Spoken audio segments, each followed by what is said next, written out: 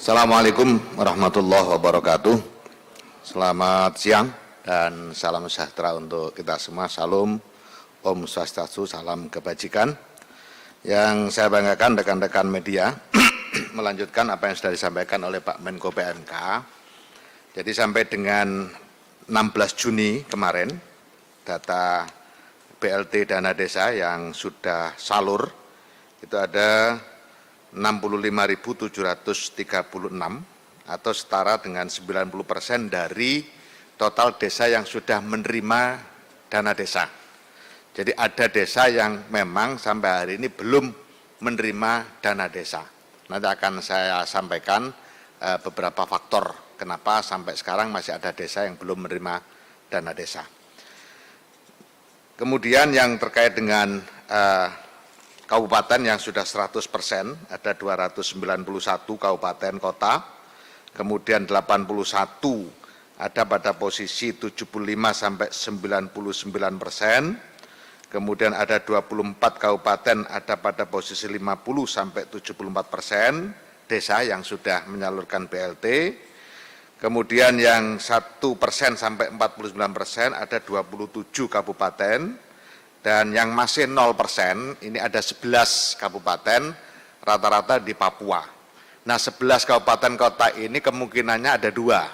Satu memang belum salur, yang kedua sudah salur cuma belum bisa laporan karena memang kondisi geografis. Nah ini tentu nanti kita mohon dukungan Pak Mendagri untuk mencermati lebih jauh.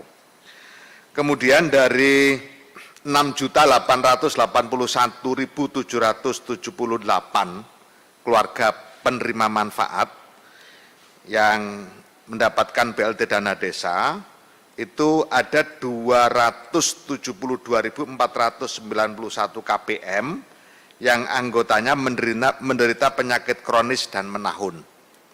Sedangkan, ini yang menarik, 1.887.116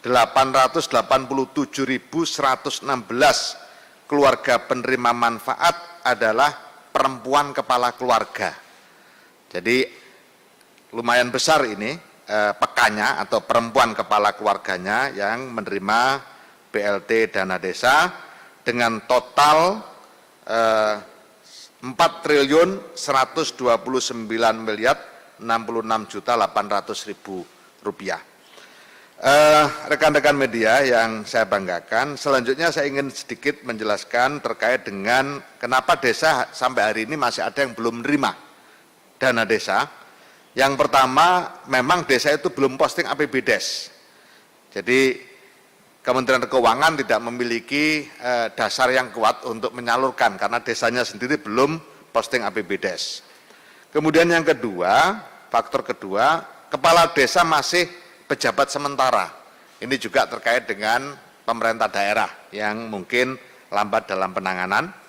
Kemudian yang ketiga, masih kita temukan konflik kepala desa dengan BPD. Nah kalau kepala desa dengan BPD masih konflik, ya nggak bisa musdes, nggak bisa nyusun APBDes. Kemudian yang keempat, masih adanya temuan laporan pertanggungjawaban yang kurang di tahun 2019. Kemudian yang kelima, perangkat desa diberhentikan oleh kades yang baru. Nah, biasa implikasi atau dampak pilkades. Jadi kepala desanya baru, mungkin waktu itu tidak didukung oleh perangkat desa, sehingga perangkat desa diberhentikan semua oleh kepala desa. Dengan demikian tidak ada tenaga untuk menyusun APBDes dan lain-lain. Itu yang kemudian menyebabkan dana desa belum masuk ke rekening kas desa. Kemudian yang kedua, masih ada desa yang belum salur BLT-nya, tapi duitnya sudah ada di rekening kas desa.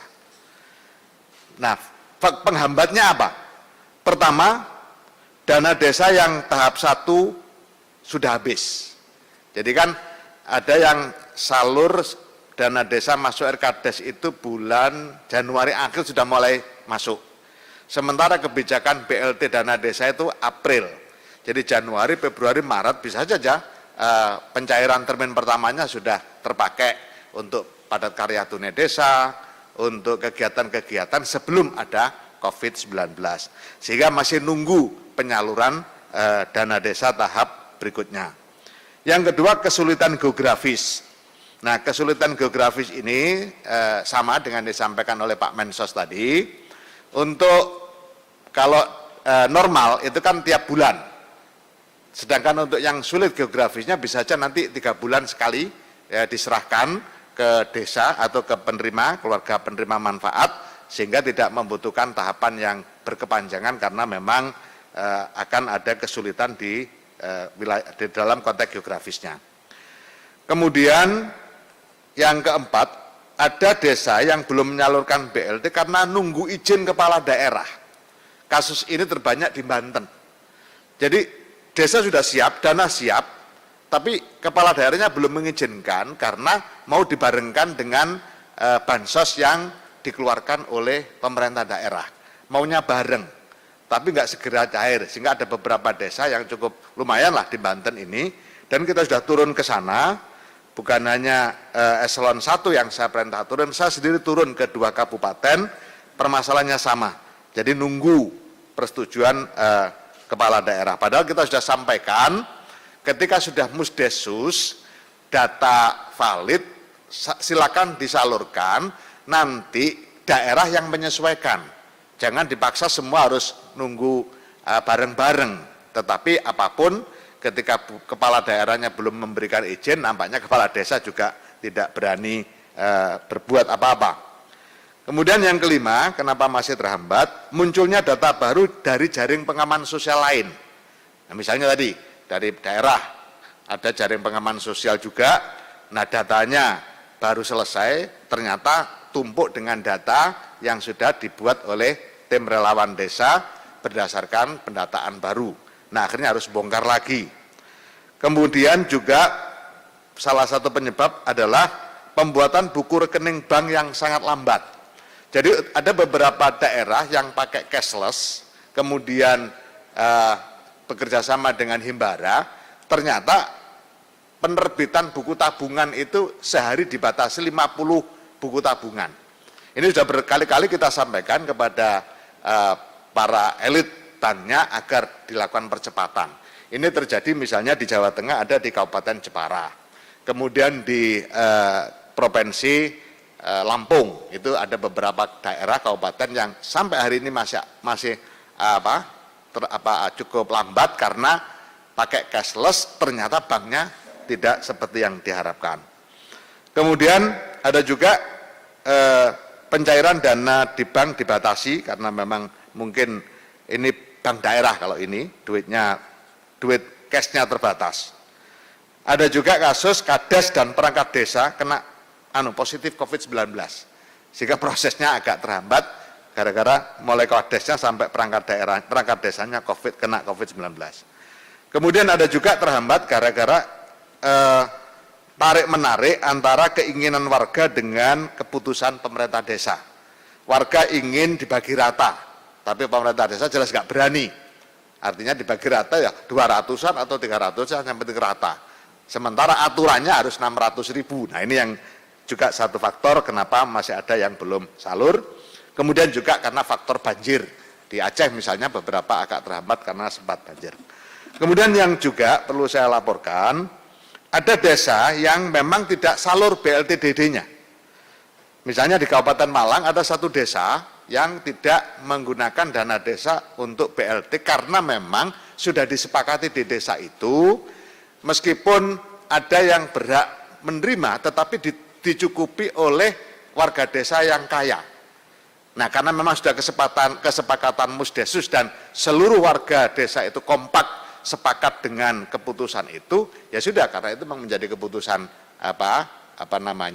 desanya. Ada juga sudah tercover. Jadi BST, bantuan sosial tunainya masuk bagus, kemudian PKH, bantuan pangan non tunai, sehingga BLT dana desa nggak kebagian orang. Nah, ini ada juga, sehingga di desa itu memang tidak digunakan atau tidak disalurkan BLT dana desa. Kemudian ada evaluasi juga sedikit terkait dengan besaran target capaian. Di simulasi awal kita menghitung akan mengcover BLT dana desa akan mengcover 12.347.000 keluarga penerima manfaat BLT Desa. Tetapi di dalam pelaksanaannya ternyata menurun, tidak seperti yang disimulasikan. Kenapa? Karena memang kebanyakan BLT dana desa ini digunakan untuk penutup, pengisi rongga-rongga kosong. Ketika BST sudah tidak dapat, PKH nggak dapat, kemudian bantuan pangan non tunai juga nggak dapat, baru diisi BLT dana desa. Nah, karena ngisi rongga kosong, maka terjadi penurunan target. Itu berarti kebijakan Pak Presiden terkait dengan jaring pengaman sosial ini sangat tepat sekali, sampai bahasa lainnya, saking perhatiannya Pak Presiden terhadap rakyatnya, sampai kehabisan sasaran. Sampai kehabisan sasaran. Nah, ini bukti fakta, dibuktikan dengan penurunan simulasi dari 12.347 calon penerima manfaat. Fakta lapangan hari ini 6.881.778 penerima manfaat atau sekitar 58% dari target. Total akhir kita perkirakan mencapai 64%, sehingga sekitar 7.846, nggak sampai 8 juta. Nah, ini terkait dengan BLT dana desa. Kemudian sekaligus kami laporkan juga terkait dengan penggunaan dana desa untuk padat karya tunai. Ini 1,3 triliun sampai dengan 16 Juni kemarin. Tidak banyak karena memang fokus kepada BLT. Tapi pasca ini pasti nanti akan padat karya tunai desa akan naik lagi. Kemudian untuk kegiatan desa tanggap COVID sampai dengan data per 16 Juni terpakai dana desa total 3 triliun dengan jumlah relawan 1.851 relawan. Yang terakhir yang perlu kami sampaikan, regulasi terkait dengan perpanjangan BLT dana desa 3 bulan berikutnya, Juli, Agustus, September, tanggal 16 kemarin sudah kita selesaikan, sudah keluar dari Kemenkumham nomor 7 tahun 2020, perubahan atas Permendes nomor 11 yang isinya perpanjangan penyaluran BLT dana desa 3 bulan berikutnya, Juli, Agustus, September, dengan nilai 300.000 per keluarga penerima manfaat. Saya pikir itu yang bisa saya laporkan. Terima kasih. Assalamualaikum warahmatullahi wabarakatuh.